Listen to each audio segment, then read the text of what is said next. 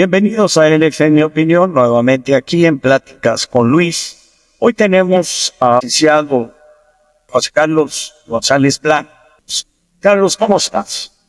Bien, muchas gracias, Luis, muy agradecido con la oportunidad de saludar a tu auditorio y muy agradecido con la oportunidad de conversar estos temas jurídicos que siempre son muy interesantes y trascienden a todo el sistema mexicano de impartición de justicia que es tan sensible para nuestra sociedad. Así es.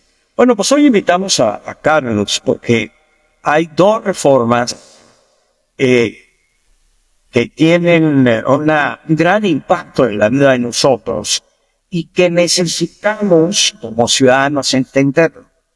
Y yo les entiendo a ustedes cuando nosotros los abogados empezamos a hablar en estos términos, pues que quieren ustedes cortarse en las venas.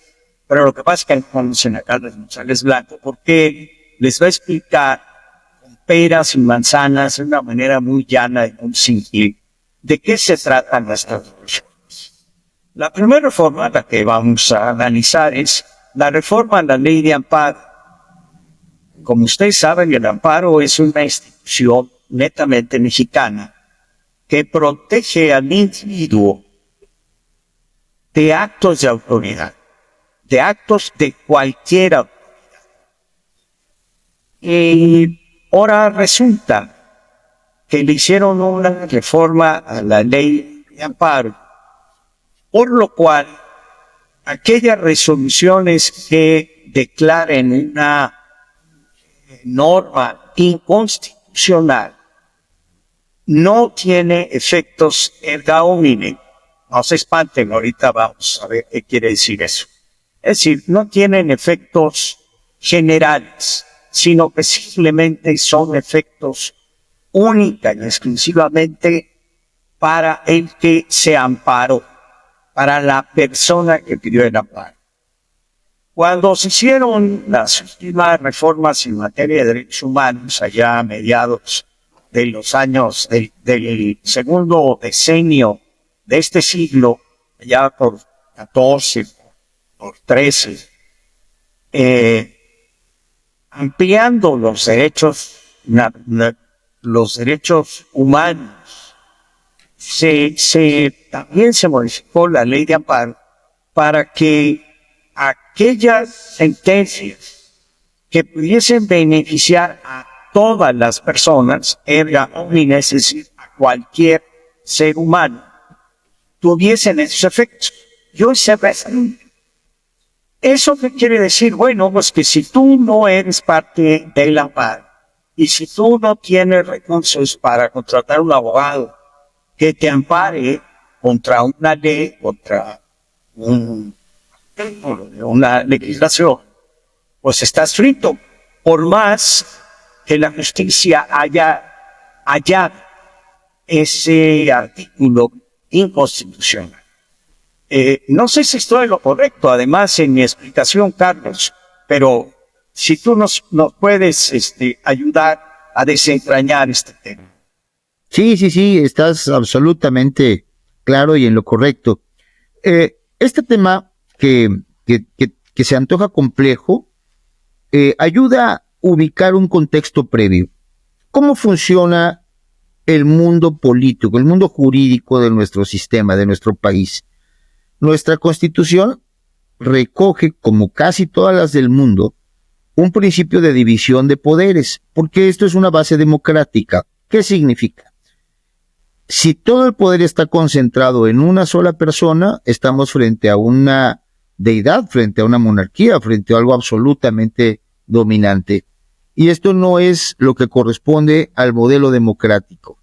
Lo que corresponde al modelo democrático es que haya esa división de poderes en la que un poder fabrica las leyes, este se llama legislativo, otro poder las ejecuta y un tercer poder establece el sistema de impartición de justicia. Una sociedad que no tiene un sistema de impartición de justicia independiente, altamente profesional, cuidadoso y que no dependa de los otros dos poderes, es una sociedad que actúa bajo códigos de arbitrariedad.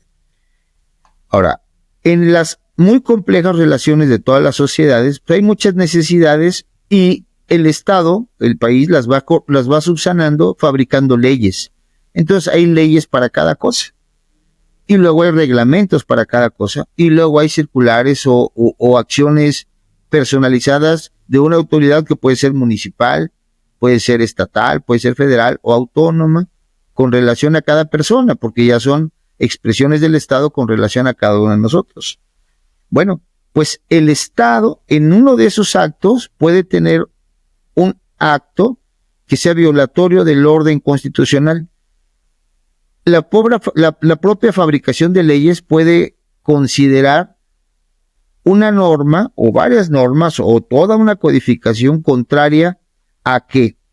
A nuestros derechos fundamentales. Todo esto se rige por un orden constitucional. La Constitución establece en sus primeros 29 artículos los derechos supremos, los derechos máximos. Estos derechos son garantías constitucionales y a partir de la reforma que has invocado, el Estado mexicano los reconoce también como derechos humanos porque así están reconocidos en todo el orden internacional a través de convenciones que firman los países entre sí.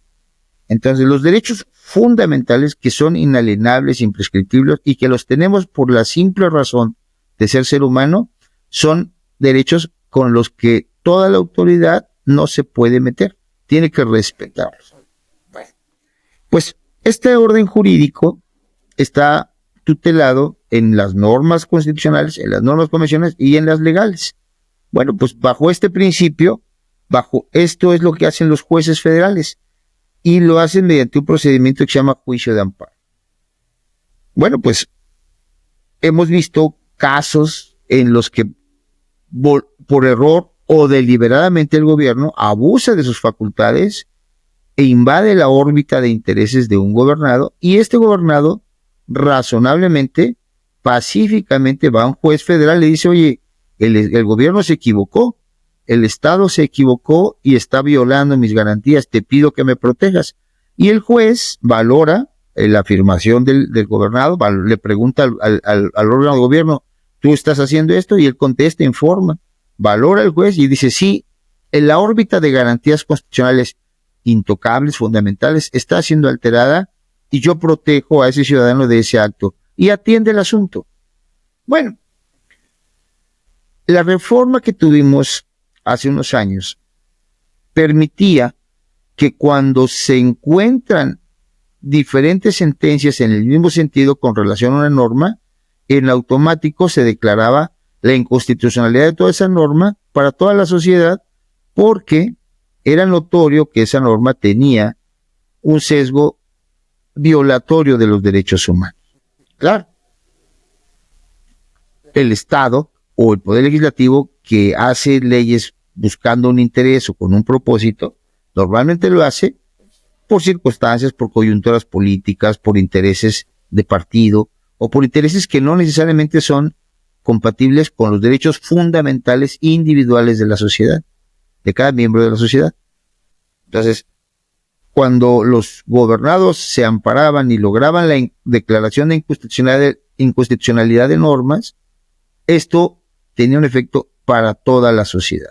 ¿Qué hace ahora el gobierno del Obradorato? En el periodo en el que el presidente fue postulado por el partido Morena, el Estado mexicano sufrió muchos cambios, una convulsión enorme al sistema judicial, y en ese periodo, este gobierno al que le llamamos en los medios, en toda la sociedad, lo identifica como el periodo de López Obrador, este Obradorato, promovió una reforma que tiene como propósito extinguir la posibilidad de que cuando un juez conozca el juicio de amparo, suspenda los efectos del acto arbitrario y se lleve la resolución hasta el final. Esta reforma extingue la posibilidad de que el juez de amparo suspenda los efectos perniciosos para un gobernado. Esto anula prácticamente la razón de ser del juicio de amparo, porque lo lleva hasta el final. Significa que antes de esta reforma, los ciudadanos vamos al juez, nos defiende y nos otorga una protección provisional hasta en tanto se agota el juicio de amparo. Esta reforma le prohíbe a los jueces que en tratándose de una violación de una norma impugnada de inconstitucionalidad, nos proteja provisionalmente. Y entonces el juicio de amparo puede tardarse lo que sea, y mientras seguiríamos pagando las consecuencias de esa ley arbitraria. ¿Y en qué se traduce en términos reales? Se traduce en que puede prolongarse mucho tiempo una prisión, se puede prolongar mucho tiempo un acto de desposesión, se puede prolongar mucho tiempo un acto de cierre de cualquiera de nuestros negocios, el acceso a nuestra casa, se puede prolongar durante mucho tiempo las condiciones de vida seguras que teníamos o de vida viable que teníamos, porque la reforma extingue ese derecho en perjuicio de todos los gobernados y solamente en beneficio del gobierno. Y esta reforma, por su propia entidad, es regresiva. La Constitución ya había abrazado la filosofía mundial de que ningún derecho humano puede acotarse ni puede ser regresivo. Lo que ya se ha logrado tiene que mejorarse, pero nunca retrocederse. Y el gobierno mexicano, desde el 2018, está generando reformas que retrotraen la tutela de derechos humanos cada vez a un mínimo, cada vez a un estatus anterior al 2018. Y eso está muy mal. Adicionalmente, en el caso de la suspensión, hay un ejemplo que lo pinta claramente. Bueno, yo creo que después del que has dicho de que se prolonga la prisión preventiva indefinidamente, pues es más que suficiente. Pero hay otro ejemplo que vale la pena ponérselo a nuestros amigos. Hay actos que ya no son recuperables. Es decir, si yo expropio tu casa para hacer un camino o un aeropuerto, si tú, autoridad, juez de amparo, no suspendes ese acto de expropiación y esperas a que se resuelva el juicio de amparo, puede que cuando se resuelva el juicio de amparo ya esté hecha la carretera o el aeropuerto sobre mi casa. Y me puedes dar la razón a mí, pero ya los hechos son irreparables. Ahora, yo creo que es lo más grave que tú dices. Hay un convenio, y está en el artículo 1 de la Constitución, que los derechos humanos son progresivos y que no pueden ser regresivos. Y sin embargo, aquí tenemos una reforma regresiva. Y esto lo voy a asociar con otra reforma previa que le llamaron de supremacía constitucional. ¿Sí? Pero Claro. que en el fondo lo que están haciendo es una especie de esto que tiene el Papa, infalibilidad, ¿no? Entonces, lo que está diciendo esta reforma de supremacía constitucional es que la sobremayoría de Morena es infalible y contra la infalibilidad de Morena no cabe la revisión de ninguna autoridad. Y esto es muy grave porque estamos abstrayendo de la realidad nacional la posibilidad de pedir justicia. Es decir, en el momento en que yo me declaro infalible y supremo, ¿no? Yo soy la última palabra en materia constitucional, estoy excluyéndome de la posibilidad de que mis actos sean objeto de revisión por la justicia. Es decir, hay ya algo en México que está ajeno a la justicia, cuando en principio nada puede quedar ajeno a la justicia. En principio, ¿no? Sí, lo has dicho con la crudeza que lastima. Es exacto como lo dices. El juicio de amparo se llama de amparo porque protege, porque genera una protección al gobernado. El ejemplo de que cuando no te suspenden y cuando se resuelve el juicio ya es irreversible, pues es muy elocuente, muy evidente, pero hay casos en los que lo sentimos todos palpablemente. Todos en México, casi podría decir que el 100%, conocemos personas que tienen crisis familiares, donde los jueces deciden quién se queda, qué padres se quedan con el cuidado de los hijos, o de qué manera los hijos pueden ver a los padres. Se vuelven crisis terribles.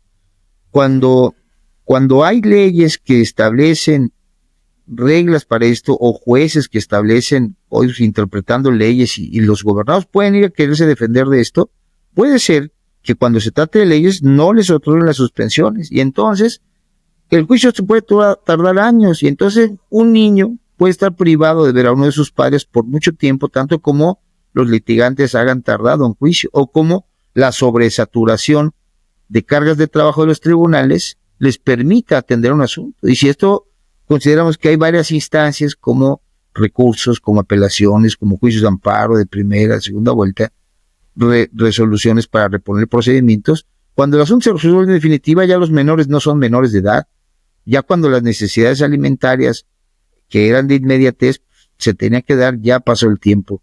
Hay amparos que son por actos en sí mismos, pero estamos hablando de los amparos contra leyes, y hay muchas leyes, muchas normas que tienen que ver con esto. Hoy se tutelan derechos de niñas, de niños, de adultos mayores. Estas normas todas tienen temas que ver y siempre encuentran puntos de colisión en las relaciones personales.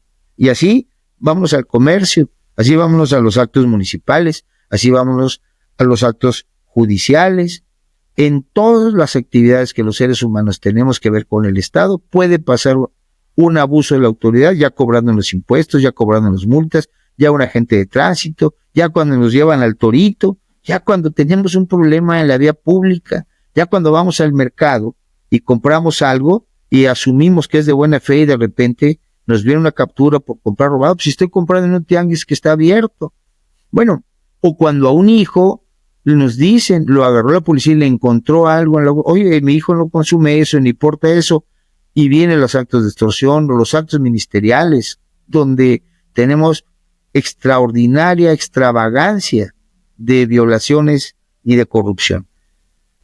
Esta reforma, que es regresiva y que reconoce prácticamente una omnipotencia del grupo gobernante, porque fabrica leyes a modo, porque puede ejercer la función pública, la función de gobernar, con intereses incompatibles con los individuales.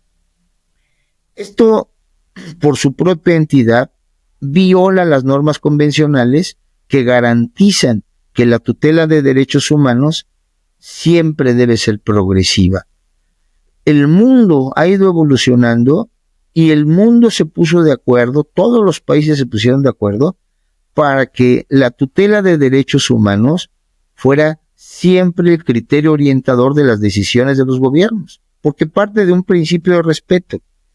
Si hay gobiernos que violan los derechos de sus gobernados, claro que los lesionan, claro que no son democráticos, claro que generan agresiones, que generan por supuesto malestares, inconformidades, y estos son caldos de cultivo que necesariamente acaban mal, en pobreza, en degradación, en familias rotas, en migraciones, en grandes fenómenos de corrupción.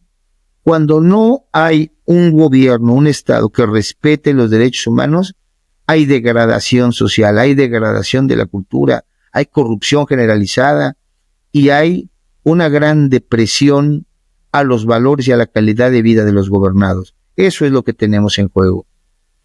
Ahora, yo no entiendo, Carlos, ¿dónde está el mundo del derecho?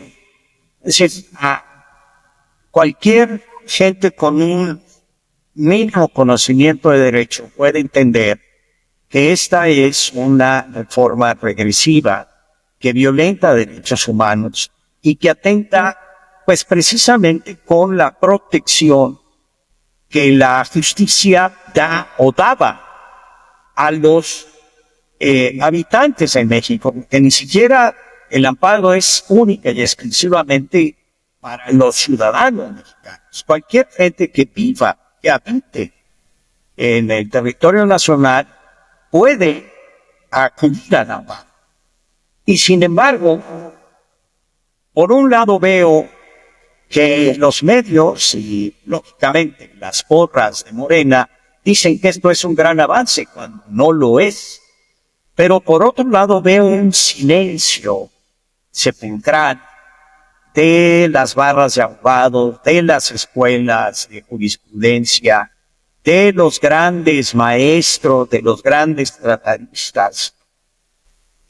No nada más en esta reforma de la ley de amparo, también en la reforma judicial, pues pareciera que, no obstante estar atacando no nada más al Poder Judicial, sino al propio gremio de los abogados del derecho. Los abogados pareciera que nos quedamos en su gran mayoría callados. ¿Qué pasa? ¿Dónde están los estudiantes? ¿Dónde están los maestros? ¿Por qué no nos decía López Portillo en algún libro que se llama Don Puno? ¿Por qué no te incendiaste, José? ¿Por qué no nos incendiamos, don Carlos? Esta es una pregunta extraordinariamente trascendente y extraordinariamente difícil de responder. La injusticia duele, el insulto duele, la pobreza muerde, el dolor de nuestros semejantes nos aflige, y esta destrucción de los sistemas de impartición de justicia deberá enardecer a muchas personas. Pero ¿por qué no pasa? Hay en la sociedad muy importantes medios de control que ha impuesto el gobierno. El gobierno mexicano está en el más alto índice de mortandad para periodistas. Es un índice tremendo, entonces la opinión crítica contra el Estado está profundamente atacada. Ser periodista en México es un riesgo y ser periodista crítico para el gobierno es un doble riesgo. Este es un factor importante porque trasciende la opinión pública. Los grandes abogados, los grandes corporativos son vigilados por el gobierno a partir de sus mecanismos, como la Fiscalía General de la República, como el SAT que los revisa impuestos, como el Instituto Mexicano del Seguro Social que tiene facultades coactivas, y los estados, los gobiernos, pueden despedazar el patrimonio de cualquier persona que se levante contra el Estado o que opine, y entonces ya no hay juicio de amparo que los proteja. Hay un miedo generalizado, hay un miedo para decir las cosas, y este miedo se puede explicar en la circunstancia de que cada quien está cuidando su sobrevivencia personal y la estabilidad emocional de sus familias. Se vino la campaña política en el 2024, donde hubo voces de la sociedad civil que salieron espontáneamente, que alzaron la mano, que gritaron, que salimos a la calle, y esas expresiones sociales fueron intensas. Hubo decenas de periodistas que impulsaban estos esfuerzos. ¿Qué pasó? Cuando se da la noticia de por dónde estaban las cosas, la sociedad toda se dio cuenta de el gran montaje que hizo el Estado para generar una campaña para Morena, una campaña presidencial con 2 años de anticipación, con gastos de campaña extraordinarios, y que finalmente prevaleció la ilicitud. Y prevaleciendo la ilicitud viene la desmoralización. Entonces nos decías, Carlos, que en el 24 muchos ciudadanos salieron a expresar su inconformidad en su parecer político y que pues encontraron, entiendo yo, cierta resistencia por parte del Estado. Sí, tal cual, cuando fueron con su emotividad y al final conocieron un resultado insólito, un resultado fuera de toda pronóstico, un resultado abrumador, incompatible con la realidad que cada mexicano, que estábamos vislumbrando el gran esfuerzo de resistencia social y que veíamos cómo en la calle se hacía evidente el repudio al gobierno por tacharlo de narcogobierno, por permitir la violencia, por la corrupción desenfrenada, por tantos factores. Ese resultado, que no corresponde a la verdadera voluntad popular, generó una desmoralización, y esa desmoralización se agudizó con la vergüenza, con la frustración de que las autoridades responsables de observar el proceso lo fueron validando. Estoy hablando del INE, y luego estoy hablando de que una sala superior, el Tribunal Electoral, también se prestó a la perversión de validar una elección y otorgar mayorías que no existían. Y luego se consolida porque con un delito claro, flagrante, cínico, descarado, se traen a senadores de otras banderías políticas para que a cambio de cerrarles carpetas penales constituyan sus mayorías. Y claro que son actos de corrupción que establecen, que consolidan el hábito del delito para gobernar, para establecer las formas políticas. Claro que la desmoralización social es enorme. Y todas las barras, claro que están incómodas, pero ahora viven con temor a que el Estado los alcance, con temor a que no hay instancias que hagan eco social. Hoy están con la cabeza abajo del suelo, para usar una metáfora del avestruz, los grandes sindicatos, los partidos políticos de oposición, los grandes líderes que durante muchos años fueron a pedir el voto, en repetidas ocasiones, para jurarle al pueblo que iban a ayudarlo. Todos están atrás, todos están replegados. Hay una desmoralización generalizada, y esto ha permitido el abuso del partido Morena. En los últimos años ha cambiado la Constitución tantas veces que insulta. La presidenta juró que iba a hacer respetar la Constitución y ya la cambió. Pues sí, pero la Constitución que tenía. Y el presidente que le antecedió igual, juró, prometió que iba a hacer respetar la Constitución y la cambió como quiso. Hay una gran frustración social, hay una gran desmoralización social, pero no es eterna. Esto tiene que tomar un piso. México ha transitado por épocas de una profunda frustración, de una profunda depresión social, y hay un punto en el que tocamos fondo, y hay un punto en el que se despierta el México bronco y da un manazo en la mesa. No sabe cuándo puede pasar esto, pero hoy efectivamente sindicatos, barras de abogados, colegios de abogados, líderes expolíticos, partidos políticos, todos están sufriendo una gran depresión. Faltan liderazgos. Claro. Y se aprecia miedo que lógicamente aísla a la gente. La gente no se organiza precisamente con miedo y prefiere pues cuidar su entorno personal más cercano. Pero bueno, la otra reforma de la que queremos hablarle a nuestro público, mi querido Carlos, es esta reforma constitucional que habla de que vamos a reformar la Constitución para proteger la soberanía, como si la soberanía se protegiera cambiando la Constitución. Si me permites, voy a hacer una pequeña introducción. Sí, señor. Para tratar de contextualizar las cosas. Dentro de la hipótesis de la ley, está que la ley puede ser violada, ¿no? Porque la ley es un deber ser, no es un ser. La piedra cae por la ley de la gravedad sin que pueda negarse a caer. Pero el hombre puede cumplir o no cumplir la ley. Y si no la puede cumplir, quiere decir que en la hipótesis de la ley está que la ley puede ser violada. Entonces la ley dice es, para que un fin sea un medio o una conducta, debe ser. Pero si esa conducta no es, pues entonces no va a haber una sanción. En todo caso, siempre, repito, la hipótesis de la ley implica que la ley puede ser violada.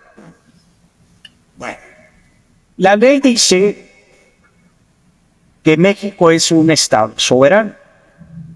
Eso no quiere decir que no se pueda violar la soberanía. Tanto desde dentro de México, por ejemplo, los cárteles de crimen organizado o cualquier otro que atente contra la seguridad nacional desde México, como desde fuera.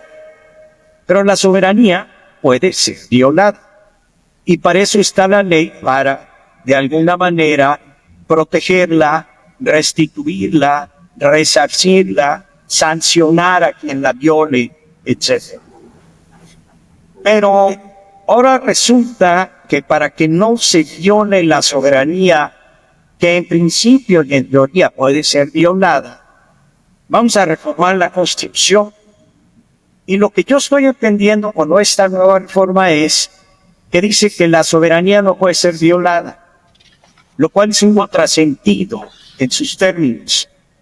Pero más contrasentido es querer resolver todos nuestros problemas con reformas constitucionales, porque resulta que tengo una sobremayoría en el Congreso, y porque ya me declaré supremo intérprete de la Constitución e infalible en mis reformas constitucionales.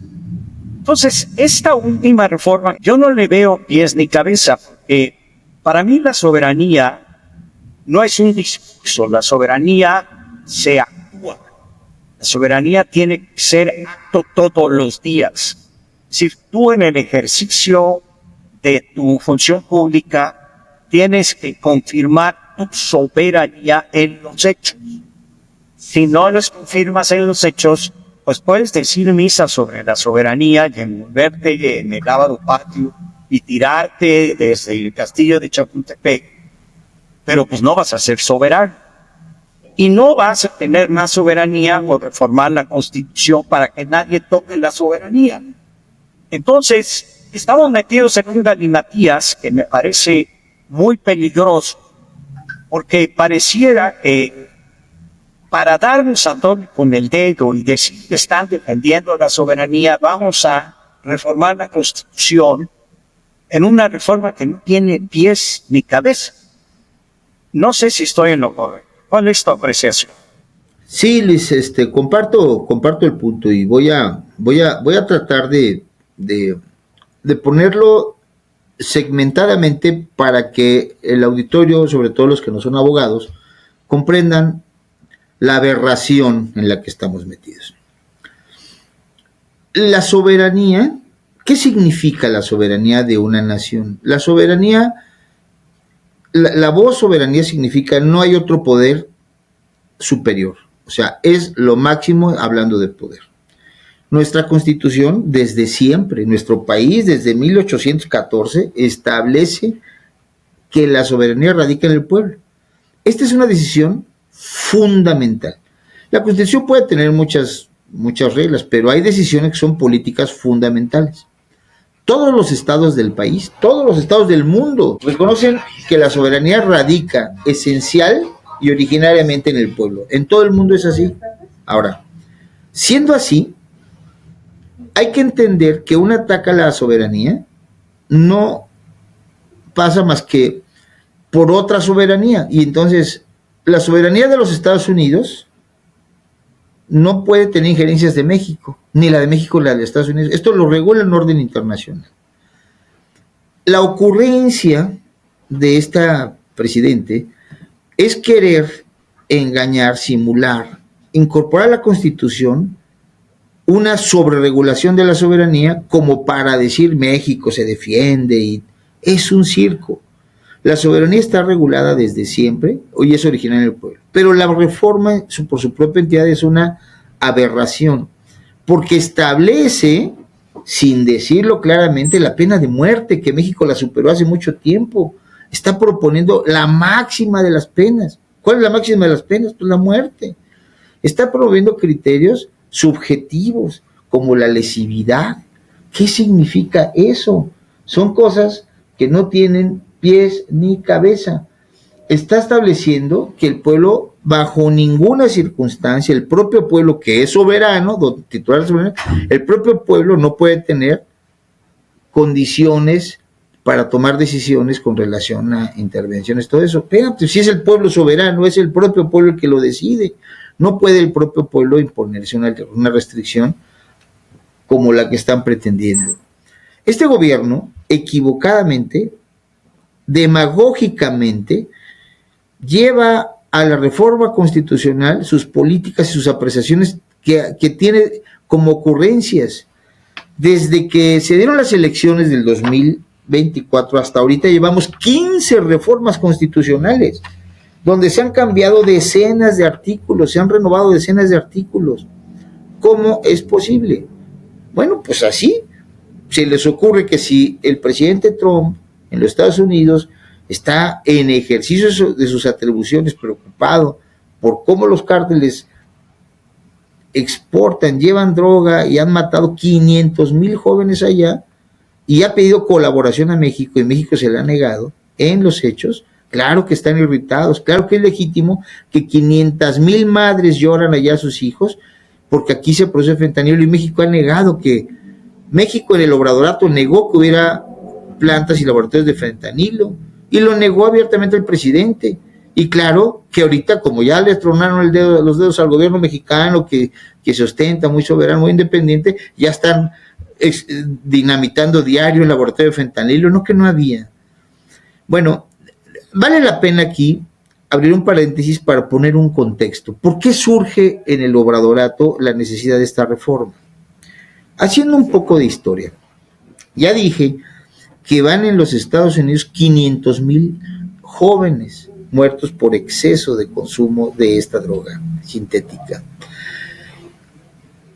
México sufre la violencia de cárteles y los Estados Unidos han señalado que México los encubre, que México encubre los cárteles y que los cárteles han generado condiciones de narcogobierno, que dominan a los gobiernos. Estados Unidos señaló reiteradamente en más de 3 ocasiones, según las publicaciones del New York Times, que le dijo al presidente López Obrador: tenemos localizado al principal líder del cártel, que le dicen el Mayo Zambada, está en tal lado específicamente. Vean el absurdo. Otra potencia, los Estados Unidos, lo localizaron en este país y México, que tiene obligación de encontrarlo, no lo ha podido encontrar en 30 años. Las 3 veces que el gobierno se hizo los esfuerzos para encontrarlo, se acababa de ir. ¿Quién le avisó? Pues claro que los Estados Unidos saben que en México había colusión con los narcos y con este cártel en específico, y no lo resolvieron. Bueno, pues en un acto peliculesco extrajeron al Mayo y se lo llevaron a Estados Unidos, y claro que México, en vez de estar celebrando el éxito de esa operación, se ofendió. Y no el gobierno, no México, el gobierno de México, López Obrador particularmente, y luego Claudia, sirviéndole de espejo a su antecesor, al hombre que la dejó como presidenta. Bueno, la aberración es que Estados Unidos no cree en México, y abiertamente Estados Unidos declararon que los gobiernos mexicanos, y se refiere a todos, a los niveles municipales, a los niveles estatales y a los gobiernos y al gobierno federal, tienen una gran presencia de narcotráfico que los domina. Bajo esta idea, Estados Unidos legítimamente y en ejercicio de su soberanía decidieron allá designar terroristas a los cárteles mexicanos y a todos los que los ayuden. Los Estados Unidos es conocido, sobre todo lo vemos en las películas y en los noticieros, que no negocia con criminales. Significa que si los gobiernos mexicanos están asociados con los cárteles, no pueden negociar con los Estados Unidos. Esta es una gran preocupación, porque México es un país que tiene un gobierno que debiera estar empatado con esta teleología, con esta vocación de abatir los cárteles, pero no pasa. En México tenemos decenas de cárteles, podríamos decir casi que centenas, unos muy peligrosos, pero en cada colonia, en cada municipio, en cada comunidad hay grupos delincuenciales por la falta de Estado. El presidente en el Obradorato anunció que combatiría a los grupos criminales acusándolos con sus abuelitas. Claro que es una burla para México, es una declaración de parte de los Estados Unidos de que aquí no vamos a hacer nada porque los protegemos. Y claro que los Estados Unidos con toda razón están ofendidos porque los muertos los han puesto ellos allá en 500,000 jóvenes. Claro que las madres están alzando la voz y le exigen a su gobierno que haga algo. Bueno, llegó la crisis. ¿El gobierno mexicano qué hace? Bueno, pues el primer día la presidente dice, carambas, tenemos aviones espía, me están molestando, nos están hostigando, es parte de una campaña. Al día siguiente, ¿qué dijo? No es una invasión, los aviones son legales porque tenemos un convenio de hace mucho tiempo. No sabía, el día anterior no lo sabía. Y el tercer día que dijo, cambio la Constitución, para que cuando pase, ellos sean criminales. Como si los Estados Unidos fueran a detener su política para combatir el terrorismo con un cambio de la Constitución de la Presidenta de México. Son absurdo tras absurdo, posturas erráticas. Hemos perdido la capacidad de una representación estadista para el Estado mexicano y estamos ante un gobierno de la República Federal que está colapsado, perdido entre el compromiso de proteger a Andrés Manuel López Obrador y abatir, disminuir la presión de los Estados Unidos que nos señalan como narcotraficantes. La presidenta tiene que decidirse si exhibe las irregularidades del gobierno del que ella emanó, lo cual la puede llevar inclusive hasta un derrocamiento. Ella está involucrada con todo eso.